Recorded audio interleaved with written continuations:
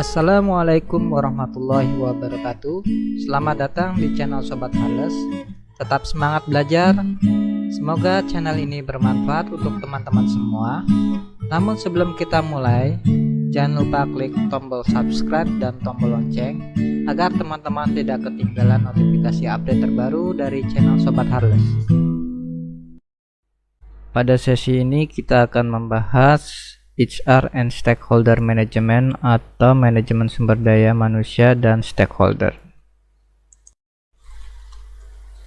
Pada flow Project and Line Organization ini menjelaskan relasi antara HR dan stakeholder. Diawali dengan need, keinginan atau kebutuhan menyelesaikan permasalahan bisnis, maka masuklah fase Project Initiation. Ini menjadi dasar proyek mendapatkan pendanaan dari para sponsor. Dari project sponsor, dimulai project charter di mana seorang project manager mendapatkan persetujuan atau piagam proyek dari para stakeholder melalui manajemen komunikasi dua arah yang memastikan harapan dan target akan tercapai. Start fase Project Manager membuat perencanaan dan menunjuk tim proyek, delegasi pekerjaan sesuai dengan skill dan kemampuan tim, pengadaan, dan mengupdate perkembangan setiap proses proyek ke stakeholder. Dalam fase Project Organization, Management Team ini di mana proses eksekusi berlangsung dengan pengawasan dan pengendalian proyek. Di setiap proses dipastikan sesuai dengan perencanaan sebelumnya. Project Result merupakan hasil sinergi tim proyek berupa produk atau jasa yang akan dideliver ke end user atau pengguna akhir. Finish merupakan fase berakhirnya suatu proyek dengan komunikasi dua arah dalam menutup fase pengadaan proyek, dokumentasi, dan inventarisasi aset proyek. Selanjutnya masuk ke fase user mendapatkan haknya dengan menerima produk atau layanan jasa, dukungan semua informasi proyek, dokumentasi SOP, maintenance, dan lama garansi dari produk atau jasa tersebut. Sehingga dapat dikatakan need atau kebutuhan dari stakeholder terpenuhi atau fulfillment dari pekerjaan atau proyek yang sudah dilakukan.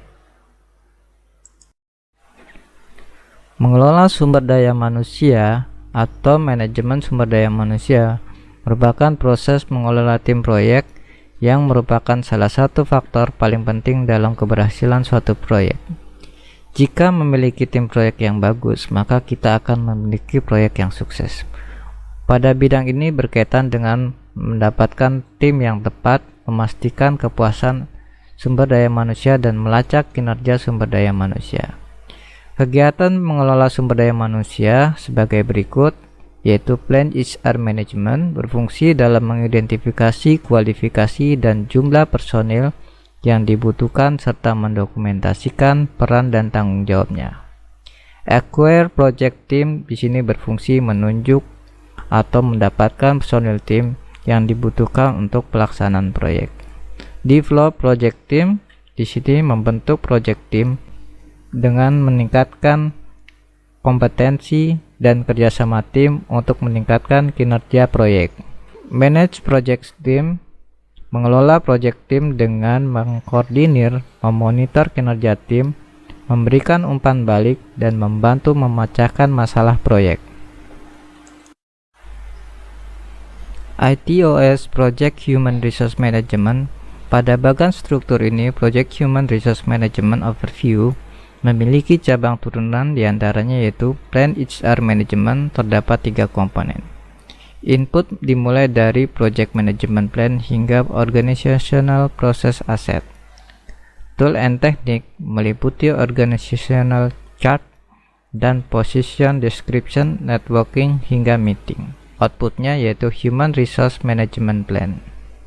Selanjutnya Acquire Project Team dimulai dari input yaitu Human Resource Management Plan hingga Organizational Process Asset. Selanjutnya, tool and teknik meliputi pre-assignment, negotiation, hingga multi-kriteria decision analysis. Outputnya yaitu meliputi project staff assignment hingga project management plan update. Di flow project team dimulai dari input yaitu human resource management plan hingga resource calendar. Lanjutnya tool and teknik meliputi interpersonal skill, training, team building, hingga personal assessment tool. Outputnya yaitu meliputi team performance assessment dan enterprise environmental factor update. Manage project team dimulai dari input yaitu human resource management plan hingga organizational process asset. Tool and teknik meliputi observation and conversation, project performance approval, hingga interpersonal skill. Selanjutnya yaitu output meliputi change request dan organizational process asset update. Project stakeholder management.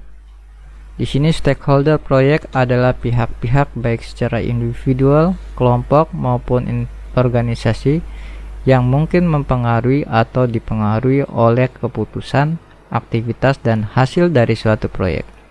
Dalam stakeholder management, berdasarkan PMBOK 5 Edition, stakeholder harus diidentifikasi sebelum proyek dimulai. Kegagalan dalam mengelola stakeholder dapat menyebabkan dampak yang jelek terhadap kinerja proyek, seperti keterlambatan akibat lamanya keputusan diambil, peningkatan biaya akibat hambatan stakeholder terdapat approval langkah untuk mengatasi risiko proyek, tingginya konflik yang tidak teratasi, yang terakhir yaitu dampak negatif lainnya seperti penghentian proyek. ITOS Project Stakeholder Management. Pada bagian struktur ini, Project Stakeholder Management Overview memiliki cabang turunan, diantaranya Identify Stakeholder. Terdapat 3 komponen, yaitu input dimulai dari Project Charter, Business Document, Project Management Plan, Project Document, hingga Organizational Process Asset. Selanjutnya, tool and teknik meliputi Expert Judgment, Data Gathering, Data Analysis, hingga meeting. Selanjutnya yaitu output dimulai dengan stakeholder, change request, hingga project document update. Plan stakeholder engagements. Terdapat 3 komponen dimulai dari input yaitu project charter, project management plan, project document, hingga organizational process asset. Selanjutnya tool and teknik meliputi expert judgment, data gathering, data analysis, hingga meeting, dan outputnya yaitu stakeholder engagement plan. Management stakeholder engagements. Terdapat 3 komponen yaitu input dimulai dari project management plan, project document, enterprise environmental factor, hingga organizational process asset. Selanjutnya tool and teknik meliputi expert judgment, data gathering, data analysis, hingga meeting, dan outputnya yaitu change request hingga project document update. Monitoring stakeholder engagement. Terdapat 3 komponen dimulai dari input yaitu project management plan, project document, enterprise environmental factor, hingga organizational process asset. Selanjutnya tool and teknik meliputi data analysis, decision making, hingga meeting. Kemudian outputnya yaitu berupa work performance information, change request, hingga project document update. Mengelola pemangku kepentingan. Terdapat 4 proses dalam stakeholder management, yaitu 1. Identifikasi stakeholder atau initiating, 2. Perencanaan pengelolaan stakeholder atau planning, 3. Pengelolaan keterlibatan stakeholder atau eksekusi, 4. Pengendalian keterlibatan stakeholder atau monitoring and controlling. Hal-hal penting yang terdapat pada overview di atas dapat disimpulkan sebagai berikut. Di antaranya, stakeholder harus teridentifikasi sebelum proyek dimulai dengan input project charter, procurement document, enterprise environmental factor, dan organizational process asset. Selanjutnya, stakeholder harus direncanakan pengelolaan yang merupakan output atas project plan stakeholder management yang berupa dokumen resmi. Dalam pengelolaannya diperlukan keahlian komunikasi, interpersonal, dan manajemen. Pengelolaan stakeholder dapat mempengaruhi atau mengubah project, manajemen plan, project dokumen, dan organizational proses aset. Kemudian yang terakhir yaitu expert judgment, meeting, dan analisis adalah tool dan teknik yang digunakan. Berikut ini adalah sertifikasi manajer proyek dalam pengelompokannya dimulai dari CAPM atau Certified Associate in Project Management dengan general rule yaitu contribute to the project team dan responsible functional title junior or assistant project management team member. PMP Project Management Professional dengan general rule yaitu lead and direct project team dan possible function title project manager atau senior project manager. PGMP Project Management Professional dengan general rule yaitu achieve on organizational objective through defining and overseeing project and resource, dan possible function title-nya yaitu project manager atau senior project manager. PMSP atau PMS Scheduling Professional dengan general role develop and maintaining project and program schedule, dan possible function title-nya yaitu program or project planner. Selanjutnya yang terakhir yaitu PMI RMP yaitu PMI Risk Management Professional dengan general role assess and identify risk and mitigate threat and capabilities opportunities, dengan possible functional title yaitu program or project risk manager. Stakeholder proyek adalah orang-orang yang terlibat atau dipengaruhi oleh aktivitas proyek. Stakeholder termasuk sponsor proyek, manajer proyek, tim proyek, staf pendukung, pelanggan, pengguna, dan yang terakhir yaitu pemasok. Berikut ini adalah tim proyek sistem informasi dengan jabatan serta tanggung jawab dan wewenangnya. Project Manager memiliki tanggung jawab dan wewenang yaitu membuat rencana kerja, menugaskan pekerjaan ke anggota tim proyek, memonitor dan bertanggung jawab atas proyek. Selanjutnya sistem analis yaitu memiliki tanggung jawab dan wewenang melakukan analisis sistem yang akan dibangun dengan cara wawancara dengan pihak ditunjuk serta membuat diagram-diagram. Selanjutnya desainer yaitu memiliki tanggung jawab dan wewenang membuat desain aplikasi, bentuk menu aplikasi, bentuk form, bentuk report, dan lain-lain. Selanjutnya programmer memiliki tanggung jawab dan wewenang yaitu membuat program aplikasi sesuai dengan hasil analisis dan desain yang ditentukan dan bekerja sama dengan desainer dan analis. Tester memiliki tanggung jawab dan wewenang yaitu melakukan pengujian atau tes terhadap program aplikasi, membuat list tentang hal-hal yang perlu diperbaiki. Selanjutnya dokumentator memiliki tanggung jawab dan wewenang membuat dokumentasi sistem, desain spek sistem, SOP, bekerja sama dengan analis, desainer, programmer, dan administrator. Yang terakhir yaitu administrator memiliki tanggung jawab dan wewenang membantu dalam membuat dokumen manajemen proyek dan mengarsipkan dokumen-dokumen administrasi proyek.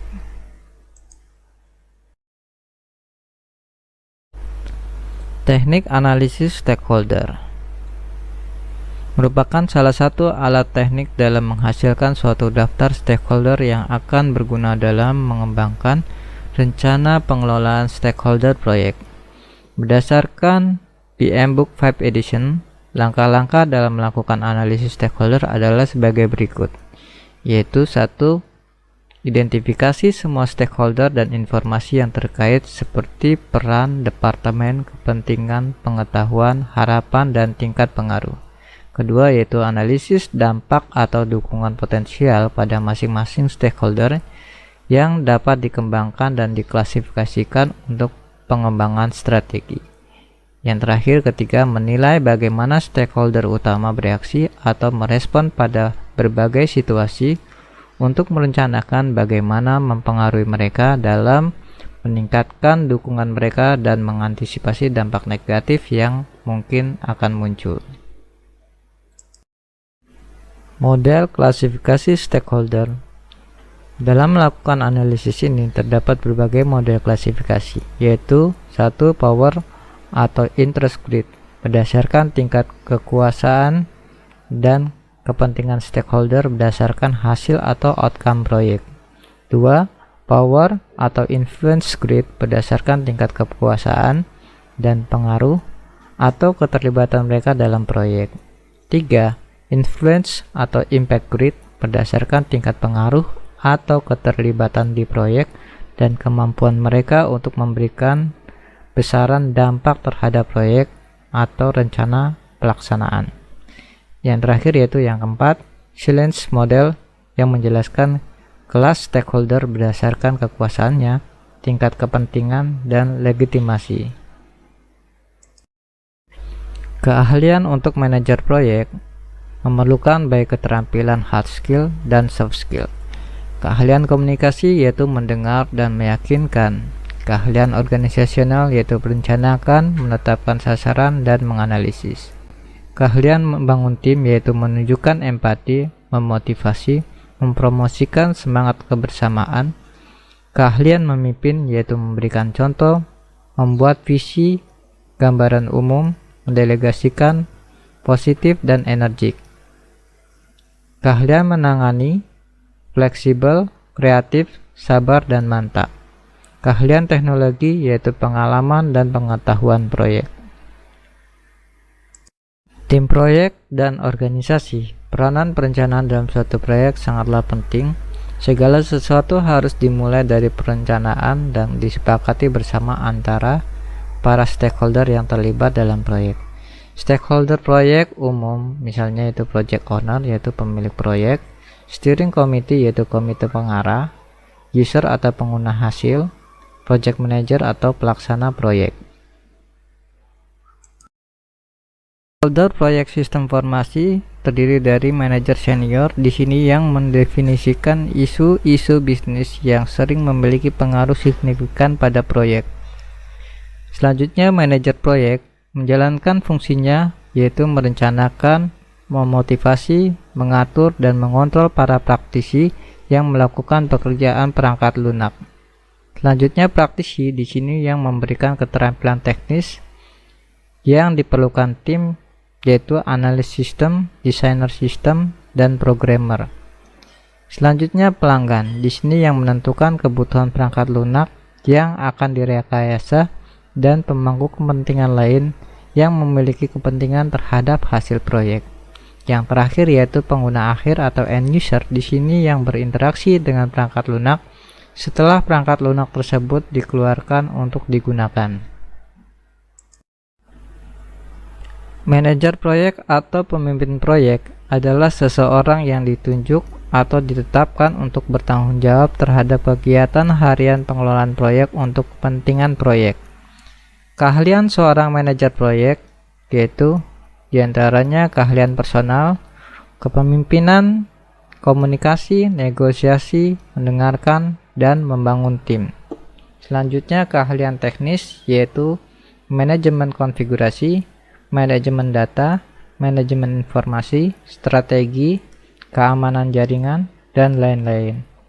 Keahlian manajemen yaitu dimulai dari merencanakan, mengarahkan, mengawasi, mengontrol kelangsungan aktivitas proyek hingga proyek itu berhasil. Kemudian keahlian menangani situasi, fleksibel, keras, tegas bila diperlukan, serta kreatif. Project Management Office atau PMO adalah kelompok organisasi yang bertanggung jawab untuk mengkoordinasikan pelatihan dalam sebuah organisasi. Adapun tujuannya adalah mengumpulkan, mengatur, dan mengintegrasikan data proyek bagi seluruh organisasi. Selanjutnya mengembangkan dan mempertahankan template bagi dokumen-dokumen proyek, mengembangkan atau mengkoordinasikan pelatihan dalam berbagai topik manajemen. Selanjutnya mengembangkan dan menyediakan jalur karir formal bagi manajer proyek, serta menyediakan jasa konsultasi manajemen proyek. Yang terakhir yaitu menyediakan struktur untuk menampung manajer proyek ketika sedang mengerjakan proyek atau di antara proyek. Organisasi proyek adalah organisasi yang disusun berdasarkan adanya sebuah proyek. Bila proyek tersebut sudah selesai, maka organisasi pun dibubarkan.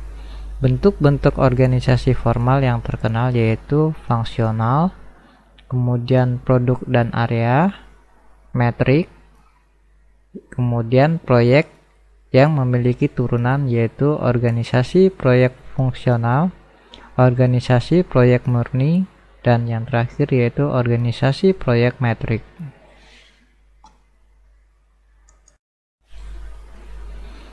Masih dalam organisasi proyek, yaitu organisasi proyek fungsional, struktur organisasi jenis ini dikelompokkan menurut fungsinya memiliki struktur dengan konsep otoritas dan hierarki vertikal. Selanjutnya, organisasi proyek murni. Struktur organisasi proyek ini merupakan bagian tersendiri dari organisasi fungsional perusahaan, di mana manajer mempunyai otoritas penuh terhadap proyek. Yang terakhir yaitu organisasi proyek metrik. Struktur organisasi proyek ini biasanya gabungan dari organisasi proyek murni dan fungsional dengan memanfaatkan keahlian berbagai disiplin ilmu yang dapat terlibat dalam organisasi fungsional sebagai bagian dari proyek tetapi tidak mengganggu proses pelaksanaan proyek serta organisasi fungsional perusahaan.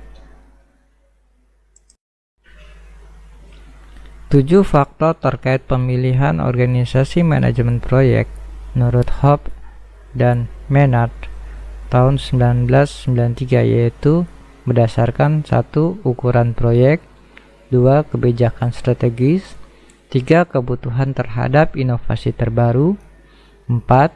Kebutuhan terhadap integrasi atau jumlah departemen yang terlibat, 5. Kompleksitas lingkungan atau jumlah interface eksternal, 6. Constraint waktu dan anggaran. Yang terakhir yaitu 7. Stabilitas permintaan sumber daya.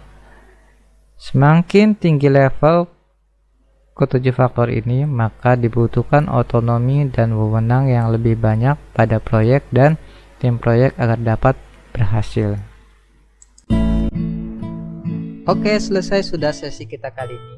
Semoga bermanfaat untuk teman-teman semua. Jangan lupa klik tombol subscribe dan tombol lonceng agar teman-teman tidak ketinggalan notifikasi update terbaru dari channel Sobat Harles. Wassalamualaikum warahmatullahi wabarakatuh.